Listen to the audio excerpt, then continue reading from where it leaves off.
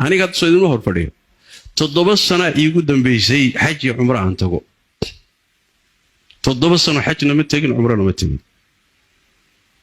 سامع كون كالدولار عمره ده كوب بحناي أدير كيف أباهنا وصينيا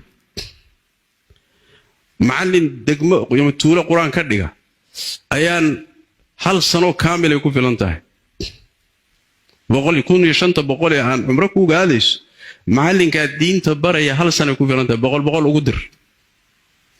خير كاي قرآن كأبريا دين تا ودتك بريا أنت إلا يقبل له يا فهم يا مرك يا سومارتان waxaan u baahnaa marka thaqaafadeena inaan wax badan ka bedelo fahamkeena wax badan ka bedelo meelii diintu wax dhigtay inaan fahanno baahida ummaddu xaggay maanta u baahan tahay inaynu mudnaanta siino waxyaalo uu soo jiray baahideeduna aad u yar tahay inaynan juhdiga iyo dhaqaalaha iyo dadaalka aynaan gelinin fahamkaasi waa aad buu muhiim u yahay Allah idin barakeeyo khayrna Allah idin siiyo sax weeye ummadda Soomaaliyeed waa dadaalaysaa laakiin waxa inagu yar fahamkii iyo sidii wax loo kala hormarin lahaa maxaa mudnaanta leh maxaa dib loo dhigo u baahan maxaa horumarin mudan fahamkaasi in badan waa inaga maqan yahay wallahu a'lam